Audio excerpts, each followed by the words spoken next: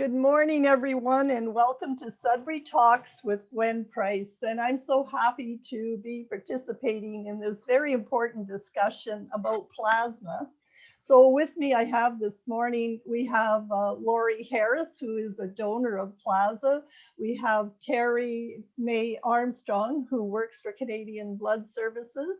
We've got Nadine Law and Heydan Morrison and his mom, Shannon, who are recipients of plasma.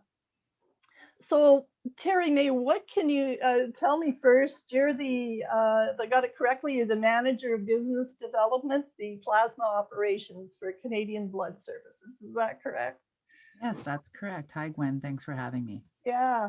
So tell us a bit about Canadian Blood Services, because it's not just, we're not, plasma is not the only thing, and maybe we do actually know more about whole blood donations. And years ago, I was telling you I was involved with Canadian Red Cross, so that's kind of what I knew. But now things have changed over time, thankfully. So what can you tell us a bit about your organization now?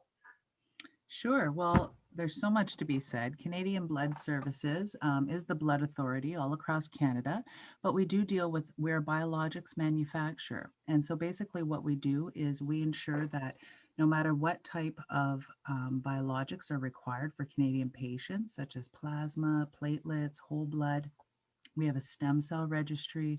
We do the organs and tissues, kidney, paired donor exchange program. Canadian Blood Services works on the behalf of Canadian patients to make sure that all of those biologics are available for Canadian patients when and where they need them in Canada.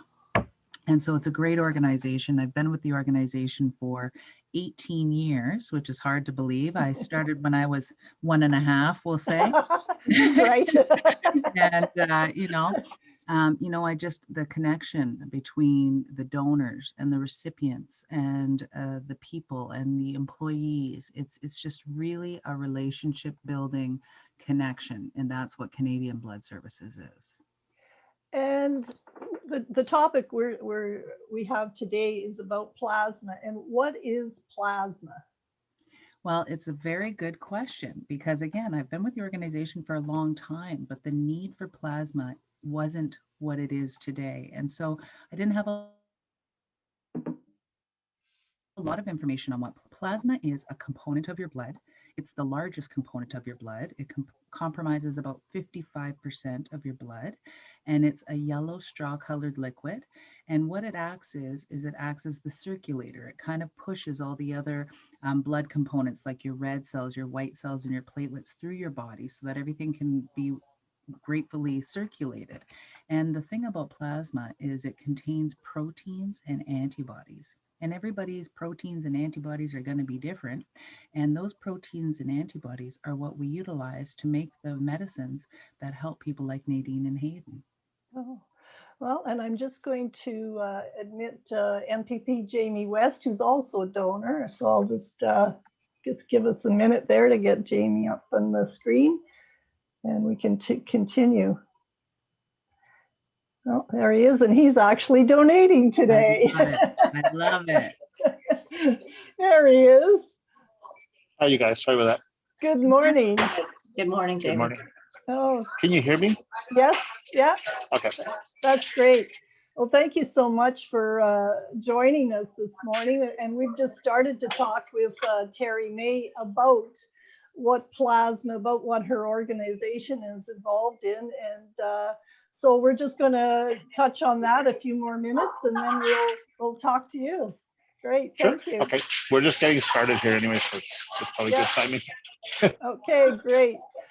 So Terry, yeah, so plasma, I mean, is such an important thing now. And I know when I talked to you briefly the other day, we were talking about, I'm just going to maybe mute him for a minute. We were talking how much plasma is, it's actually brought in from the States. Yeah, so the need for plasma has drastically changed over the years. And that's really largely in part due to research and medicine development. And, a lot of things change as we know and continue to grow. Just look at technology and what we're able to do. Well, it's the same with medicine, and it's same with medical products and treatments and things that they've found on how to treat people. So over the last 10 years or so, we've seen a global increase, not just in Canada, of about 7% need every year for plasma. And that need continues to grow. And because that need has changed so much, in the plasma that we currently collect is 4 times less than what we need for Canadian patients. So right now, we are producing about 14% of the plasma required for Canadian patients, and the rest of the plasma that we require. Oh, look at the nurses. Hello, nurses. Hello, plasma Hey, associates. That's my hey. team. That's my power team. So the rest of the plasma that we require for Canadian patients, we have to purchase on the open market. And 80% of the plasma collection facilities in the world currently right now are in the United States. And so a lot of the times that's where we're receiving our plasma protein products from. And so Canadian Blood Services says, we gotta take a stand here. We gotta start transitioning our models to ensure that we can meet the needs of Canadian patients. And so we continue to collect blood because that's very important, and we're collecting that all across Canada, and we will continue to meet the needs of Canadian patients for that.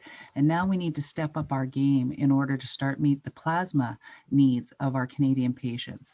And so Sudbury was the first of its kind, the first of 3 of its kind in Canada to open, and that was the first step towards getting more self-sufficient with plasma collection. And so then we've opened one in Lethbridge in December, and we're excited to open another one in Kelowna in June. And those 3 sites will be the onset of what's going to be moving towards collecting more plasma and meeting those Canadian patients' needs. How many people locally would need plasma donations? We have, it's hard to answer that question because not everybody, comes forward and tells their story. But I can tell you that I've met more than a handful of people just in Sudbury, and Heydan's from Sault Ste. Marie. And I'll tell you, right in our community, these people are receiving plasma and they need it for a lifetime. It's not a one-time treatment sometimes. Some people receive it 1 or 2 times, and other people need it for the rest of their life. And, when you meet people like Heydan and Nadine, and they touch your heart, and then all you want to do is help them. And the only way we can do that is with people that are so selfless, like Lori and Jamie, who step up time and time again to come and give their plasma so that people like Heydan and Nadine can live a happy, healthy life. Oh, that's wonderful. And actually, we're just going to take a momentary break. And when we come back, we will be talking to Nadine and Heydan, his mom, about their need. So just